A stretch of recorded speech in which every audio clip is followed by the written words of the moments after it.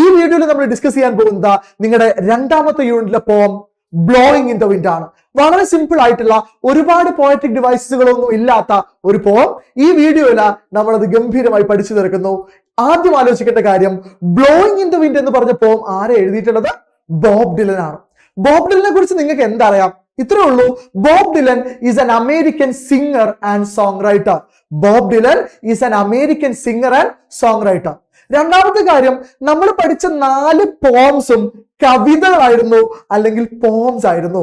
ശരി, അതിന്റെ മലയാളമാണ് കവിത. പക്ഷേ ബ്ലോയിങ് ഇൻ ദ വിൻഡ് എന്ന് പറയുന്നത് ഒരു സോങ് ആണ്, ഒരു ഗീതമാണ് അല്ലെങ്കിൽ ഒരു ഗാനമാണ്. എന്ത് തരത്തിലുള്ള സോങ് ആണ് ബ്ലോയിങ് ഇൻ ദ വിൻഡ് എന്ന് ചോദിച്ചാൽ ഞാൻ പറയും, സാർ ഇതൊരു പ്രൊട്ടസ്റ്റ് സോങ് ആണ്. എന്ത് സോങ് ആണ്? പ്രൊട്ടസ്റ്റ് സോങ് അല്ലെങ്കിൽ പ്രതിഷേധ ഗാനമാണ്. 1960കളിൽ 1960s അമേരിക്കൻ സിവിൽ റൈറ്റ്സ് മൂവ്മെന്റിന്റെ, ഓർമ്മിച്ചു വെച്ചോ, എഴുതാവുന്നവർക്ക് നിങ്ങൾക്ക് ഉപയോഗിക്കാൻ പറ്റുന്ന പോയിന്റ്സ് ആണ്. അമേരിക്കൻ സിവിൽ റൈറ്റ്സ് മൂവ്മെന്റ് എന്ന് പറഞ്ഞാൽ അമേരിക്കൻ മനുഷ്യാവകാശ പ്രസ്ഥാനങ്ങളുടെ ആന്തമായിട്ട്, അവരുടെ ഒഫീഷ്യൽ സോങ് ആയിട്ട് കൺസിഡർ ചെയ്ത ഒരു സോങ് ആണ് blowing in the wind. Okay ആണല്ലോ? അപ്പൊ നമ്മള് സോങ്ങിലേക്ക് കിടക്കുകയാണ്. ഈ സോങ്ങിനെ പഠിക്കാനുള്ള എളുപ്പത്തിന് വേണ്ടി ഞാൻ ഇങ്ങനെ ഡിവൈഡ് ചെയ്യുന്നു: 6 + 2 + 6 + 2 + 6 + 2. എന്താണെന്ന് മനസ്സിലായിട്ടില്ലെങ്കിൽ ഒന്ന് ശ്രദ്ധിക്കുക. നോക്കൂ, നിങ്ങൾക്ക് കാണാം ഓരോ സ്റ്റാൻസയിലും 6 വരികളുണ്ട്. എത്ര വരികളുണ്ട്? 6 വരികളുണ്ട്. അത് കഴിഞ്ഞിട്ട് ഒരു 2 വരിയുണ്ട്. അടുത്ത സ്റ്റാൻസയിൽ 6 വരിയുണ്ട്, അത് കഴിഞ്ഞിട്ട് ഒരു 2 വരിയുണ്ട്. തൊട്ടടുത്ത സ്റ്റാൻസയിൽ 6 വരി, അത് കഴിഞ്ഞിട്ട് 2 വരി. ഇങ്ങനെയാണ് ഈ പോം സ്ട്രക്ചർ ചെയ്തിട്ടുള്ളത്, ഈ സോങ് സ്ട്രക്ചർ ചെയ്തിട്ടുള്ളത്. അതായത് ഈ 6 വരി എന്ന് പറഞ്ഞാൽ 3 ക്വസ്റ്റ്യൻസ് ആണ്. 6 വരി എന്ന് പറഞ്ഞാൽ 3 ക്വസ്റ്റ്യൻസ് ആണ്. എന്ന് പറഞ്ഞാൽ ഒരു സ്റ്റാൻസയില് 3 ചോദ്യങ്ങളുണ്ട്. എത്ര ക്വസ്റ്റ്യൻസ് ഉണ്ട്?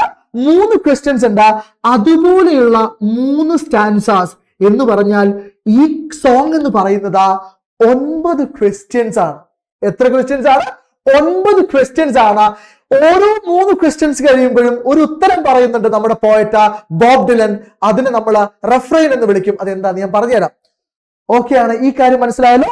അപ്പൊ ആദ്യത്തെ 6 വരി എന്ന് പറയുന്നത് 3 ക്വസ്റ്റ്യൻസ് ആണ്. ഓരോ 2 വരിയും ഓരോ ചോദ്യമാണ്. ആദ്യത്തെ 2 വരി: How many roads must a man walk down before you call him a man? നിങ്ങൾ ഒരു കാര്യം ഓർമ്മിപ്പിക്കുക, ഇതൊരു പ്രൊട്ടസ്റ്റ് സോങ് ആണ്, ഇതൊരു പ്രതിഷേധ ഗാനമാണ്. ഇവിടെ കവി അല്ലെങ്കിൽ നിങ്ങളുടെ ബോബ് ഡിലൻ എന്ന് പറഞ്ഞ സിംഗർ ചോദിക്കുന്നു, How many roads must a man walk down before you call him a man? ഒരാളെ നിങ്ങൾ മനുഷ്യൻ എന്ന് വിളിക്കുന്നതിന് മുമ്പ്, അയാളെ ഒരു മനുഷ്യനായിട്ട് നിങ്ങൾ അംഗീകരിക്കുന്നതിന് മുമ്പ്, How many roads must a man walk down? ഒരു മനുഷ്യൻ എത്ര വഴികൾ, എത്ര കാതങ്ങൾ നടന്നു തീർക്കണം? സോ അവിടെ ഒരു പ്രശ്നമുണ്ട് വർമ്മ സാറേ. ഇവിടെ റോഡ്സ് എന്ന് പറഞ്ഞാൽ അതിന് ഉത്തരവുണ്ടോ? Option A 2 kilometre, option B 4 kilometre.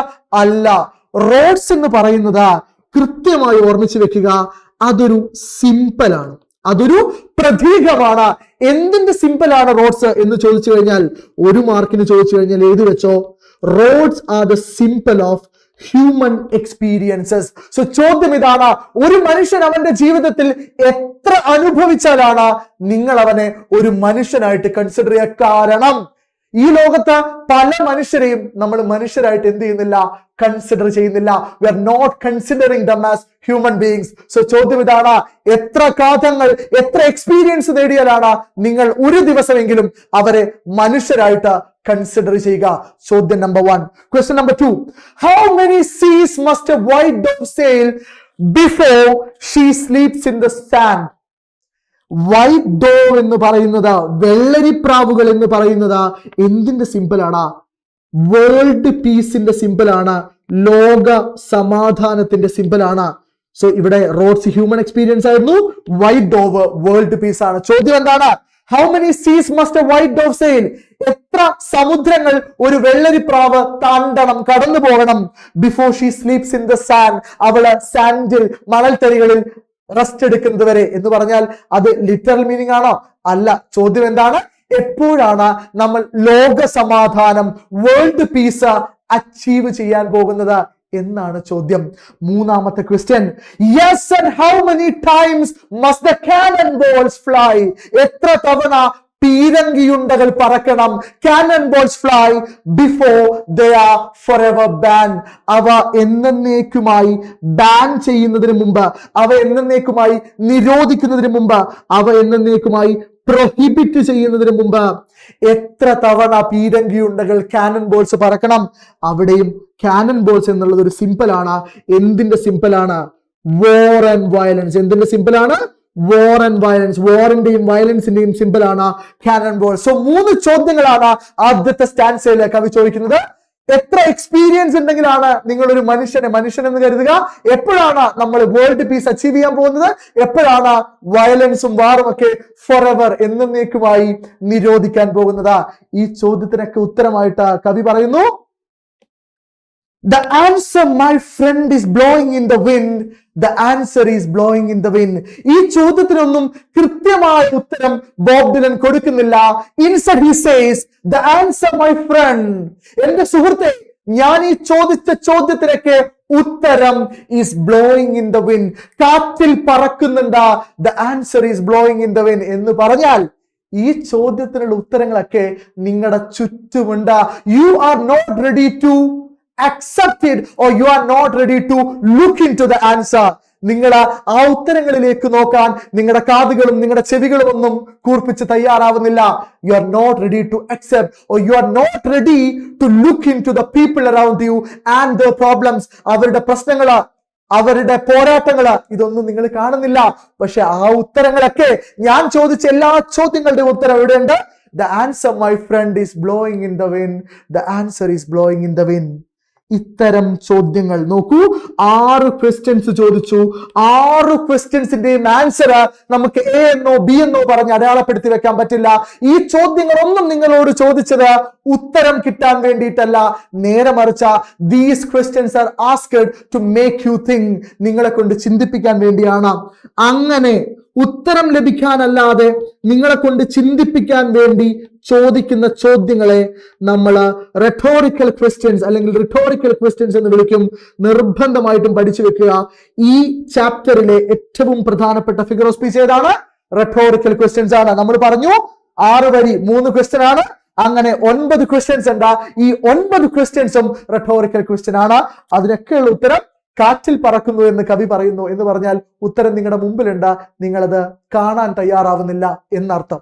ഇനി നമുക്ക് അടുത്ത സ്റ്റാൻസയിലേക്ക് പോവാം. അടുത്ത സ്റ്റാൻസ എന്ന് പറഞ്ഞാൽ അഗെയിൻ 3 ക്വസ്റ്റ്യൻസ് ആണ്, 6 ലൈൻസ് ആണ്. അത് കഴിഞ്ഞിട്ട് 2 ലൈൻസ് വീണ്ടും റിപ്പീറ്റ് ചെയ്ത് വരുന്നുണ്ട്.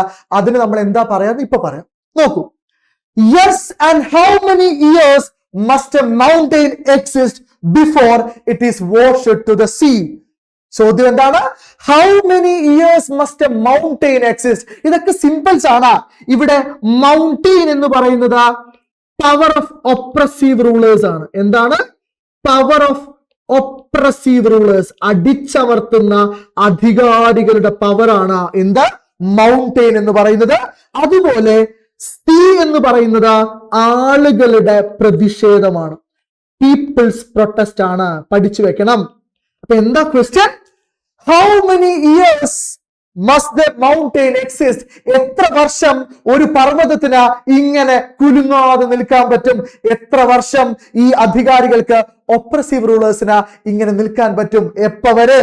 Before it is washed to the sea. അതിനെ ഒരു നാൾ വാഷ് ടു ദ സീ, അതിനെ കടലെടുക്കും.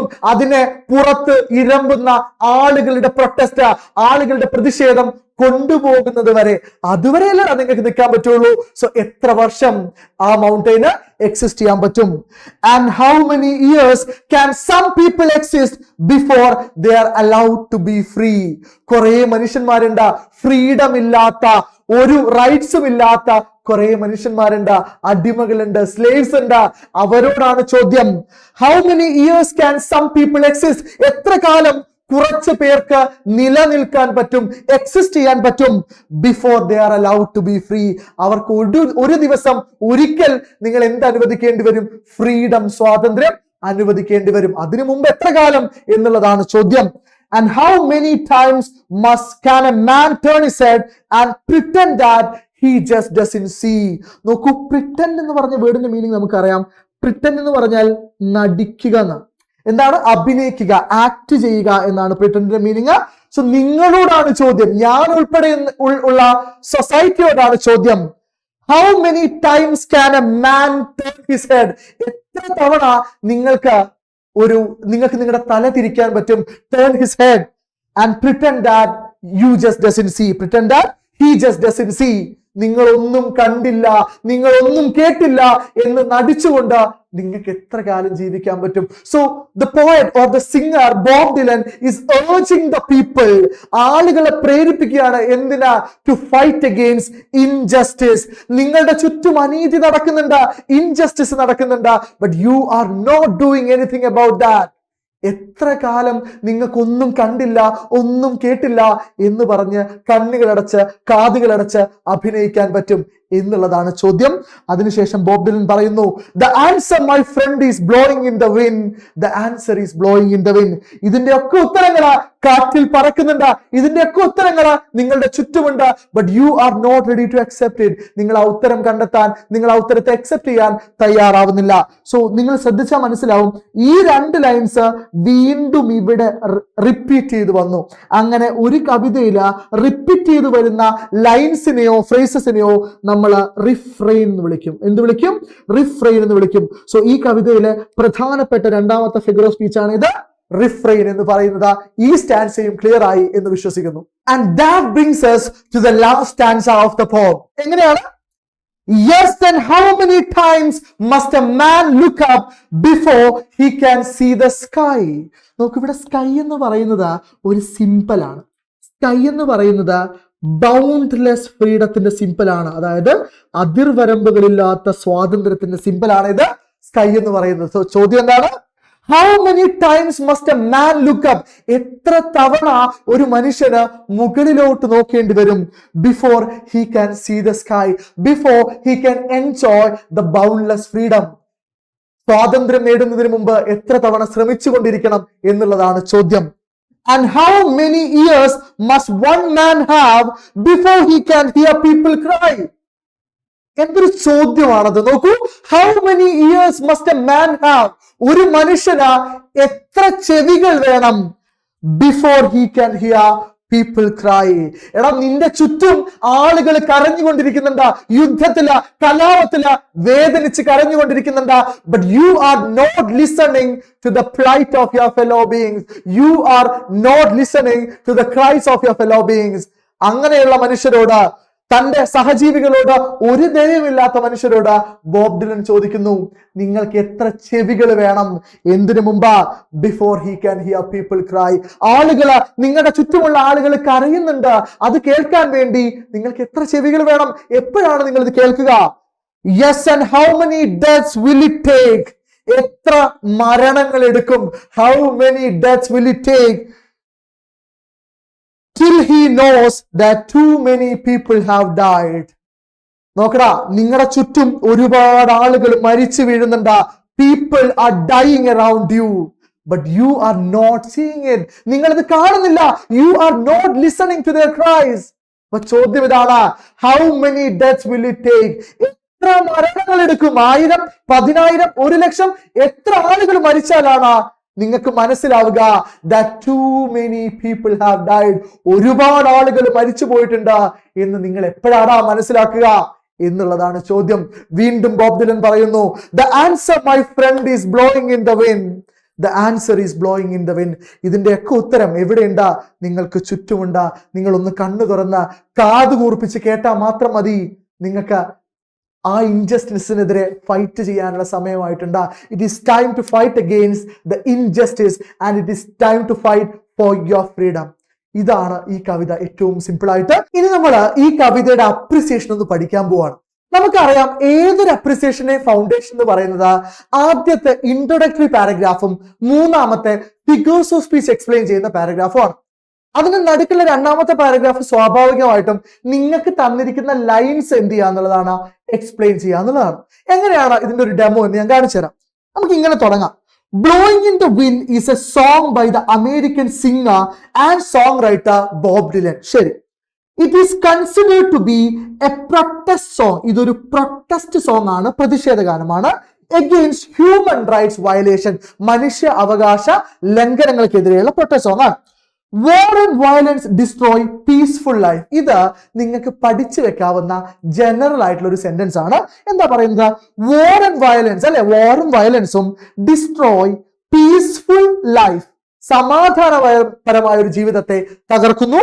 And human rights violation and injustice happen everywhere. Human rights വയലേഷനും ഇൻജസ്റ്റിസും എല്ലാ സ്ഥലത്തും സംഭവിക്കുന്നുണ്ട്.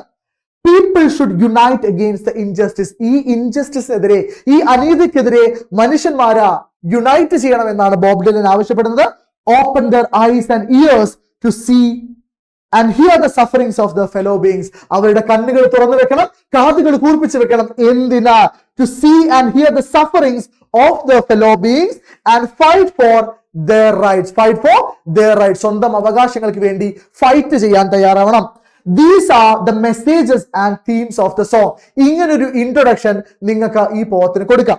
അതിനുശേഷം നിങ്ങൾക്ക് തന്നിരിക്കുന്ന ലൈൻസ് ഏതാണോ, നിങ്ങൾക്ക് സ്വാഭാവികമായിട്ടും ആദ്യത്തെ 2 സ്റ്റാൻസയാണ് തന്നതെങ്കിൽ ആ 2 സ്റ്റാൻസാസ് നിങ്ങൾ എന്ത് ചെയ്യുക, ഞാൻ നേരത്തെ പറഞ്ഞതുപോലെ എക്സ്പ്ലെയിൻ ചെയ്യാം.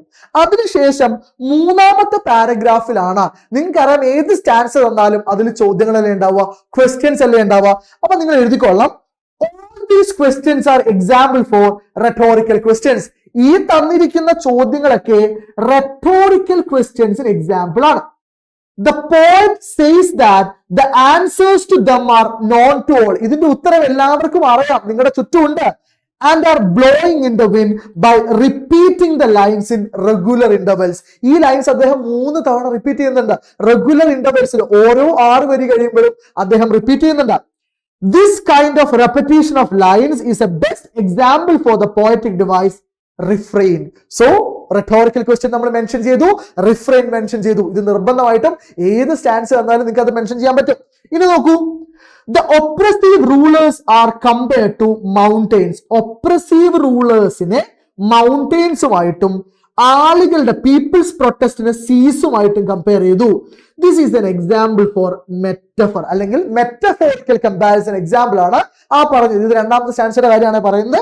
ഇനി നോക്കൂ, the song also employs a number of symbols. ഒരുപാട് സിംബൽസ് ഈ കവിതയില്, ഈ സോങ്ങില് ബോബ് ഡിലൻ എംപ്ലോയ് ചെയ്യുന്നുണ്ട്. ഏതൊക്കെയാണ് ആ സിംബൽസ്? ഒന്ന് ഓർമ്മിച്ച് നോക്കിയടാ. റോഡ്സ് ഉണ്ട്, വൈറ്റ് ഡോവ് ഉണ്ട്, കാനൺ ബോൾസ് ഉണ്ട്. ഇതൊക്കെ സിംബൽസ് ആണ്. മൗണ്ടെയിൻ, സീസ്, സ്കൈ, ഇതൊക്കെ സിമ്പിൾ ആണ്. There are many examples for alliteration. ഈ കവിതയിൽ അലിട്രേഷൻ ഉണ്ട് എന്നുള്ള കാര്യം മറന്നു പോകാതിരിക്കുക. ഏതൊക്കെയാണ് അലിട്രേഷൻ നമുക്കൊന്ന് മാർക്ക് ചെയ്ത് നോക്കാം. നോക്കൂ, how many roads must a man walk down. 1ാമത്തെ വരി സൗണ്ട് റിപ്പീറ്റ് ചെയ്ത് വരുന്നുണ്ട്. ഇനി അതുപോലെ അലിട്രേഷൻ നിങ്ങൾക്ക് എത്രാമത്തെ സ്റ്റാൻസിൽ കാണാം? നിങ്ങൾക്ക് 3ാമത്തെ സ്റ്റാൻസിൽ കാണാം അല്ലെ? Yes, how many times must a man look up. How many times must a man look up. Sound repeat ചെയ്ത് വരുന്നുണ്ട്. അതൊക്കെ അലിട്രേഷനിലെ എക്സാമ്പിൾ ആണ്. ഇനി നോക്കൂ, there is an auditory image in the expression people cry. people cry എന്നുള്ള എക്സ്പ്രഷനിൽ auditory image ഉണ്ട്. white dove, cannonballs, mountains, seas, etc. are example for visual image. So ആദ്യത്തെ സ്റ്റാൻസ് ആണ് തന്നെങ്കിൽ അതിൽ വിഷ്വൽ ഇമേജ് ഉണ്ട്, അതിൽ റെഫറൈൻ ഉണ്ട്, റെട്ടോറിക്കൽ ക്വസ്റ്റ്യൻ ഉണ്ട്, അലിറ്ററേഷൻ ഉണ്ട്. ഇത് 4 ഉണ്ടെന്ന് ഓർമ്മിച്ച് വെക്കുക ആദ്യത്തെ 2 സ്റ്റാൻസ് ആണെങ്കിൽ. ഓക്കെ, ഇനി ഇൻ ഷോർട്ട് ചുരുക്കി പറയുകയാണെങ്കിൽ ഇത് ഈ കവിതയെ കുറിച്ചുള്ള എന്റെ അഭിപ്രായമാണ്, അല്ലെങ്കിൽ ഇത് നിങ്ങളുടെയും അഭിപ്രായമാവാം. എങ്ങനെയാണ്? In short, through this song, ഈ സോങ്ങിലൂടെ Bob Dylan has been able, Bob ഡിലന് സാധിച്ചു എന്തിനാ? to awaken people from their sleep. ആളുകളെ അവരുടെ ഉറക്കത്തിൽ നിന്ന് എഴുന്നേൽപ്പിക്കാൻ. and to urge them, പ്രേരിപ്പിക്കാൻ, to fight for their rights. അവരുടെ അവകാശങ്ങൾക്ക് വേണ്ടി ഫൈറ്റ് ചെയ്യാൻ, അവരെ പ്രേരിപ്പിക്കാൻ ഈ കവിതയ്ക്ക് സാധിച്ചു എന്നുള്ളൊരു കോമന്റ് കൂടി നമ്മൾ ഇതിന് അവസാനം പറയുന്നു. സോ ഇതോടുകൂടി ബ്ലോയിങ് ഇൻ ദ വിൻഡ് എന്ന് പറഞ്ഞ കവിത വിത്ത് എക്സ്പ്ലനേഷൻ ആൻഡ് അപ്രിസിയേഷൻ നമ്മൾ കംപ്ലീറ്റ് ചെയ്തു. ഗംഭീരമായി പഠിക്കുക. I wish you all the best for your examination. പറഞ്ഞത് മറന്നു പോകരുത്. നിങ്ങൾക്ക് നമ്മുടെ സൈലം SSLC യൂട്യൂബ് ചാനലിന്റെ പ്ലേലിസ്റ്റിൽ പോയി കഴിഞ്ഞാൽ ഈ 5 പോംസിന്റെയും വീഡിയോസ് നിങ്ങൾക്ക് കാണാം. പരമാവധി പരീക്ഷയ്ക്ക് മുമ്പ് അത് ഒരു തവണയെങ്കിലും കാണുക, പഠിക്കുക. ഓക്കെ, ശരി. ഇത്രയും പറഞ്ഞുകൊണ്ട് നമ്മൾ ഈ ക്ലാസ് അവസാനിപ്പിക്കുന്നു. നാളെ രാത്രി 7 മണിക്കുള്ള ലൈവ്, ഇംഗ്ലീഷ് ലൈവ് കാണാൻ മറന്നു പോകരുത്. So I will see you there. By.